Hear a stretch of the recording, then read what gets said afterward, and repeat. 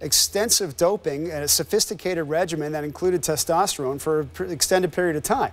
He was all the way back to that failed test in 2011, which baseball could never let go of. He was working with Tony Bosch. He was getting these gummies that had testosterone in them that Tony Bosch had made up at compounding pharmacies. Pop it in your mouth like it's a gummy bear. It dissolves under your tongue. You absorb low level to help you out. So this wasn't a one-off. This wasn't Andy Pettitte saying, here, I'm just going to do an HGH shot to get back on the field. But I guess where I'm going with this, and excuse me for interrupting, but where I'm going with this, TJ, is this. I understand what you're saying, and we're certainly not questioning the reporting. We believe it. We understand it. We know you got him dead to rights. I guess what I'm wondering about, when he comes back, he can always sit back and say, well, you know what? I did it for the best interest of baseball. I could afford it. I had reasons to fight it. However, it was just in the best interest of baseball that I don't go this route because it was just going to drag on. It was going to get ugly. Why bother? I would have liked to have seen him stand front and center and acknowledge that so they left no doubt. Not specifics, but they left no doubt about performance. Well, here's one key point that I probably should have mentioned earlier is also anything they say, that could become part of a criminal investigation. So baseball is not going to agree to put them in a position where these guys say something that some prosecutor can subpoena.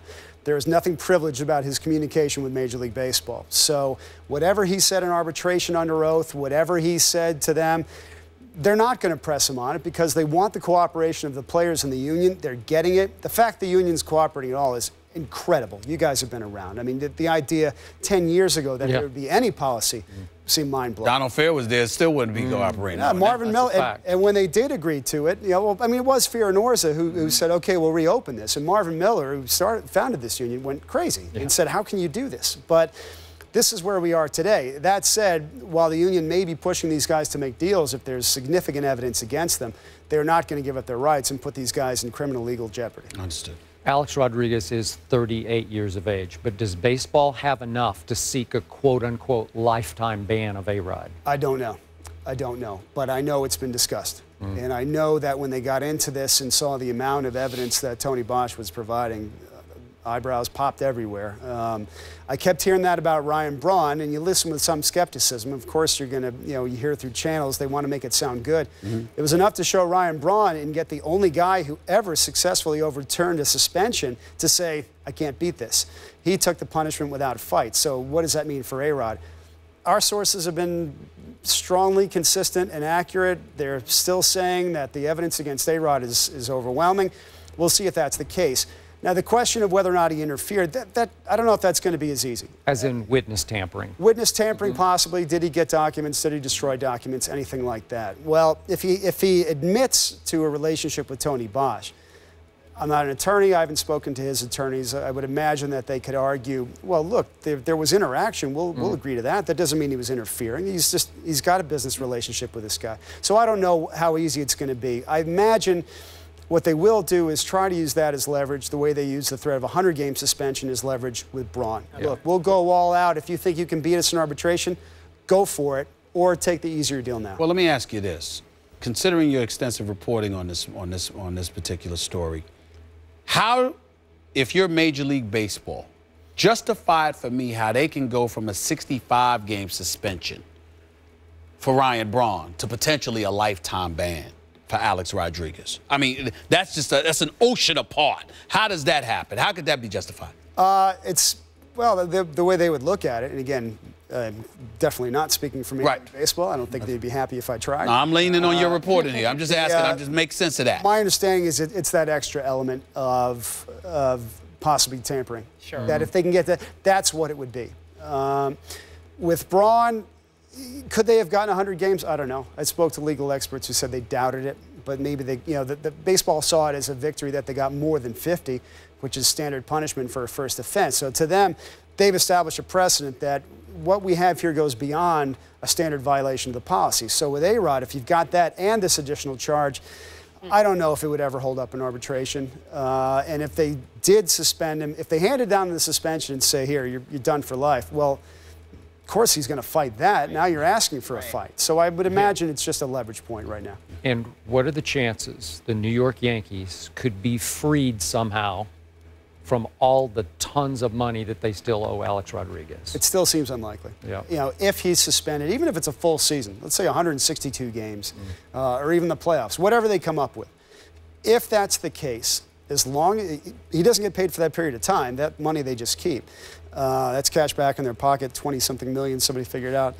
But if he makes every effort to get back on the field, once he's activated, it all kicks back in. So unless it's a lifetime ban, yeah, they're still on the hook. What kind of case does Alex Rodriguez, and I was telling Skip this, I mean, you covered this story. We've got baseball aficionados out there covering Major League Baseball on an everyday basis. I don't do that, so I certainly don't want to take anything away from them. But I did get a phone call while I was coming into the studio this morning, about 45 minutes ago. Their position is that, you know what, number one, we're going to fight this, because don't think for 1 second that there's any truth to the notion that they have more information on Alex Rodriguez than they do on Ryan Braun. And then point number two is that Major League Baseball is working in conjunction with the New York Yankees, whose sole agenda is trying to get up from under the contractual obligations that they have to Alex Rodriguez. What do you make of that coming from Alex Rodriguez's camp?